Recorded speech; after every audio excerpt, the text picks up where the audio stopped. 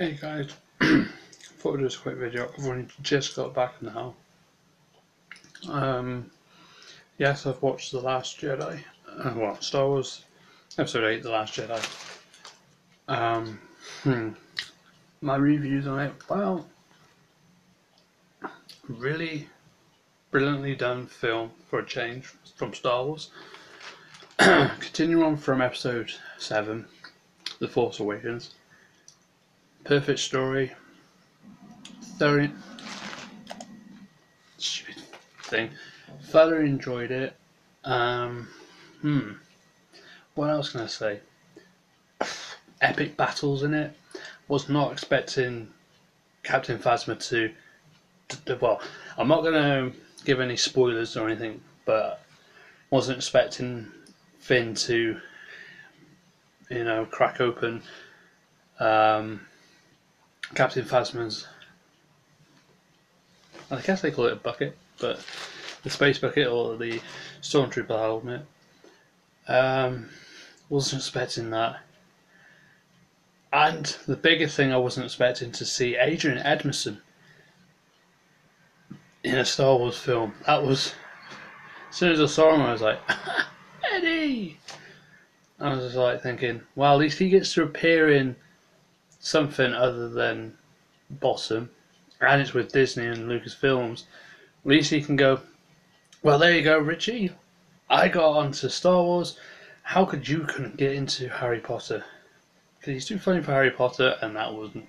Yeah. Anyway, try not to spoil it. It was very on the edge type of thing. So if you haven't watched it already, go to cinemas right now. Go and watch it, or wait till it comes out on DVD and Blu-ray. Buy it. I guarantee you will enjoy it. There's a lot of laughs. There's a lot of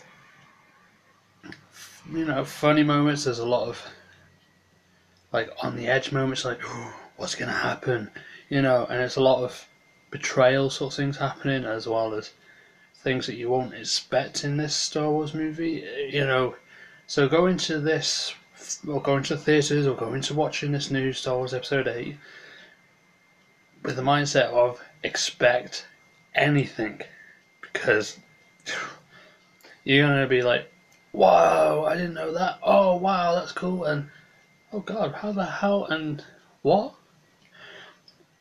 Yeah, I have to admit, it was a bit difficult because late great Princess Leia, Carrie Fisher, not with us. She died a year ago, before Christmas, after they filmed all this, and I was like, it was difficult. As soon as I saw her face, it was like, it hit home. It was like, well, not hit home, you know what I mean? It hit me. It was like, well, seeing somebody, that was in Star Wars Episode 4, 5, 6, Blues Brothers, and now 7 and 8. It's like whoa, frightening. I was thinking, oh, I had a really sinking feeling inside me. It was like, shit, yeah, she's dead. I get that with a lot of celebrities that pass away that I've watched for a long time, and when they pass, it's like, shit, Sorry for the swearing, but there's one of them. I was sitting in the theatre and I was like, so when you start to feel like feeling sad and you're like, oh, it's like one of them, and then some of the funny lines. And seeing Yoda, sorry for spoilers, but Yoda's in it as a ghost. I'm like, what? So funny where one bit where he's there.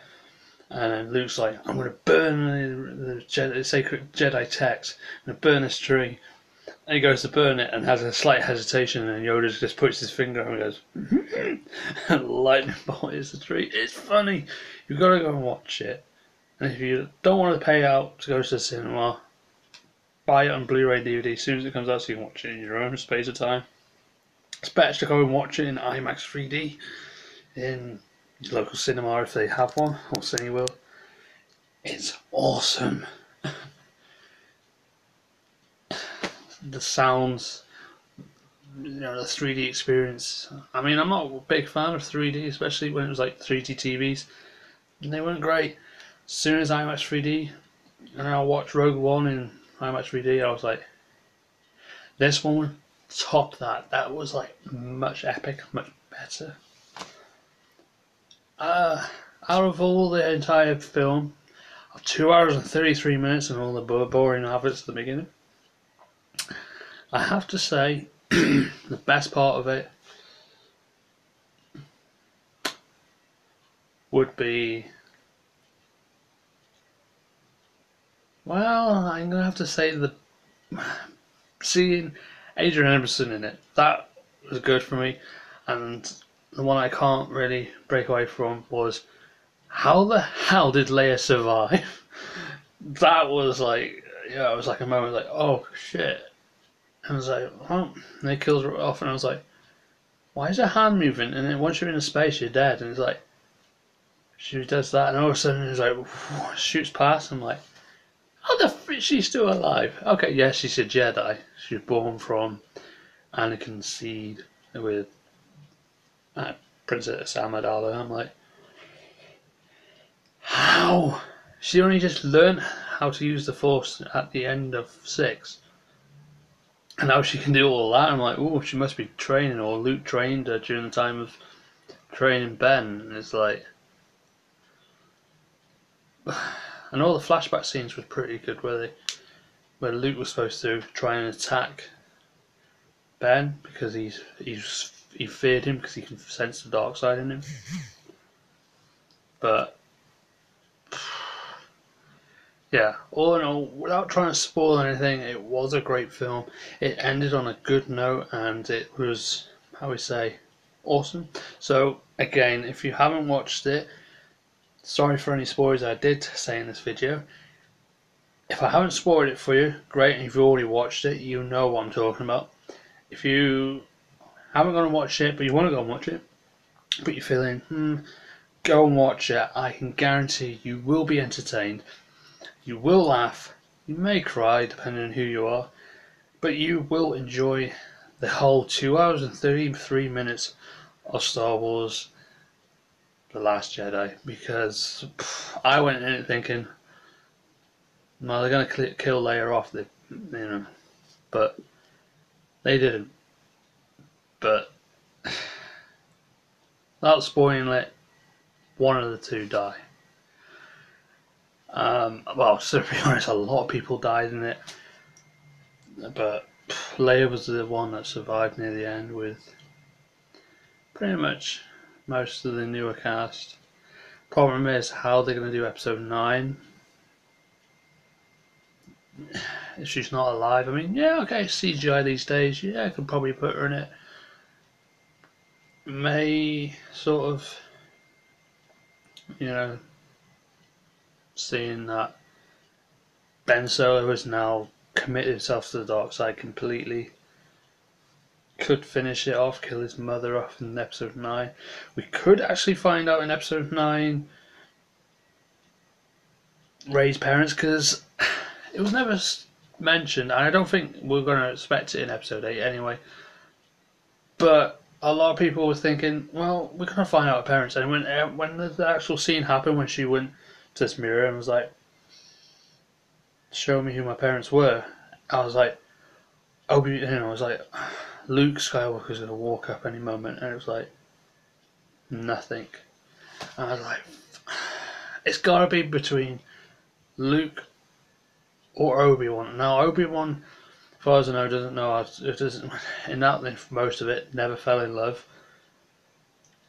So Luke might have done, if they followed the comic strips, where Luke does have a girlfriend. I can never remember her name. Maybe Rey is Luke's daughter. That's what I wanted to see. I wanted to reveal that, either Leia says it. That's why I was sitting there thinking, Leia's going to say it. She was like, I know, I felt it too. And mentioned something about, well, Luke is your father. And I was like, that would have been good, but they left it, and it's like, maybe I'm not good at storytelling, but I know they're probably trying to leave it to the 9th episode to actually go, boom, Rey's parents are this, but I still believe it's gotta be a powerful Jedi like Luke or Obi-Wan, but again, it's like, how can it be Obi-Wan when he never fell in love? Luke might have done, because he was trying to do a different race of Jedi. But the good thing at the end, I want to say, is, spoiler alert, there are some new Jedis appearing in it. So I'm going to leave it as there. So maybe in episode 9, Rey might find these 4 sensitive children, or adults, whatever, and train them up to take on Kylo Ren, maybe. Don't know. Problem is, now watching this one has really buggered my little fan fiction one I'm doing. Because, yeah. But hey ho, that's what happens. But the battle near the end, Captain Phasma and Finn, sadly, I'm not going to spoil it for you, but yes, she does get her helmet broken. Something does happen, but you're going to have to watch it to find out. I'm not going to give away too many spoilers, but I think I'm already giving a hint at what's happened. But in the trailer, they already shown the epic battle starting, and yes, it was a good battle. The battle between Rey and Ben Solo taking on all the red coats, which I think were the Emperor's guards.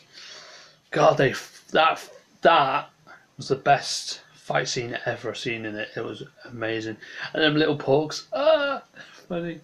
Especially when Chewie's like, get out of the way. Like, I'm like, they're bringing the funny side of Star Wars back and the seriousness of it. I'm like, this is what Star Wars should be and should stay. And forget about 1, 2, and 3. They need redoing because of the mess they left it. No disrespect to Hayden Christensen. No disrespect to Samuel Jackson, who played Mace Windu. No disrespect to any of the characters, apart from George Lucas screwing up by giving this young kid who didn't want to be a part of it, well, he might have done, but who ruined the storyline. There was one person that looked exactly like Luke, so it was like, this is the kid, this is the one who should be Anakin. Oh, and forget about Jar Jar. And not killing Darth Maul at the beginning. That was stupid. They should have had him throughout all 3 movies, and then turning him into, having Darth Vader appearing in the 3rd one. But keep that powerful one going, or have Count Dooku in the 1st one, killing his old master, Qui-Gon Jinn. That, to me, would have worked a lot better, the way I thought it. But they screwed up in that 1, 2, and 3. But George Lucas, now selling to Disney, has brought the fans back with Rogue One, Force Awakens, and now this one, The Last Jedi. So go and watch it in cinemas near you. It's great to watch it in 3D IMAX, but whatever. Go and buy it on Blu-ray and DVD when it's released. I really recommend it. I'm not sponsored to say it by any means.